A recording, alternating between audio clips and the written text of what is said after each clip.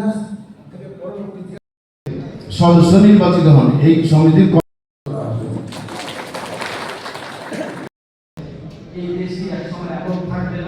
সেই সময় আমাদের সমিতি থেকে সমিতি গঠন ছিল না। আমি এই বিশ্বাস নিয়ে বারবারই মনে হচ্ছে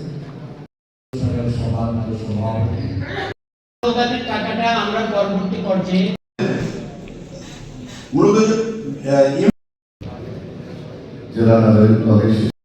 আমরা দণ্ডমান অবস্থায় ছিলাম। কর্মচারী সদস্য বর্তমানে